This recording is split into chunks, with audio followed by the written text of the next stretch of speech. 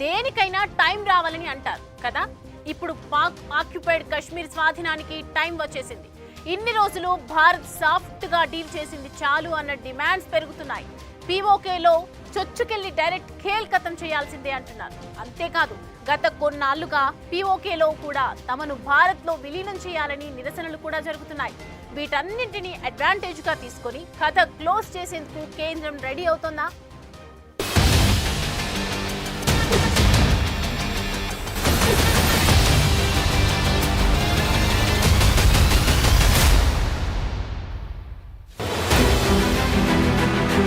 లెక్కకు లెక్క, దెబ్బకు దెబ్బ, పకడ్బందీ పంచా, అదే ఎజెండా. तो एक बात मन से समझ लीजिए, ये नरेंद्र मोदी सरकार है, किसी को बख्शा नहीं जाएगा, किसी को बख्शा नहीं। अब के बार अगर कुछ एक्शन ले रहे तो घर में घुस के बैठ जाना, घर में घुस के मारते बोले ना, अब घर में घुस के बैठ जाना, खत्म। రైట్, చూసారుగా లీడర్స్ వెర్షన్. ఇంట్లోకి చొరబడి చంపటం కాదు, దాన్ని స్వాధీనం చేసుకోవాల్సిందే. ఇది అసలు మ్యాటర్. ఇన్నాళ్లు చెప్పింది చాలు, చూసింది చాలు. ఉగ్రవాదమంతా పాక్ ఆక్రమిత కశ్మీర్ నుంచే నడుస్తోంది. అది భారత్ నే ఎదురిస్తోంది.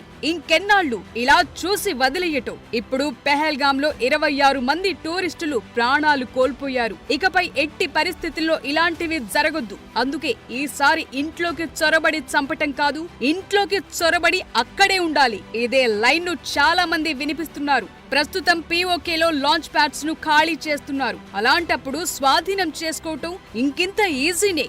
गवर्नमेंट खुद बोल रही, एक बात सुनिए, पीओके नहीं, पीओके का रेजोल्यूशन है पार्लियामेंट का, भारत की पार्लियामेंट का रेजोल्यूशन है, वो भारत का है बोल के। तो बीजेपी क्या बोलती, घर में घुस के बोले डैश डैश बोले, हम बोले घर में घुस के बैठ जाओ आप।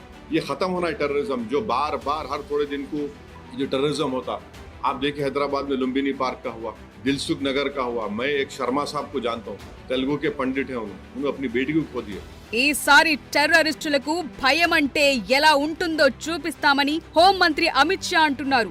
ఒక్క టెర్రరిస్టుని కూడా వదిలిపెట్టాం, వెంటాడుతాం, వేటాడుతామని గట్టిగానే వార్నింగ్స్ ఇస్తున్నారు. మరి ఈసారి జరగబోయేదేంటన్నదే ఇప్పుడు అందరిలో వస్తున్న డౌట్. ఎందుకంటే సమస్యంతా పీఓకే నుంచే ఎదురవుతోంది. అక్కడ ఉగ్రవాదులకు ట్రైనింగ్, ఆయుధాల సప్లై, ఆర్థిక సహకారం ఇవన్నీ పాక్ నుంచి వస్తుండటంతోనే ఉగ్రవాదులు రెచ్చిపోతున్నారు.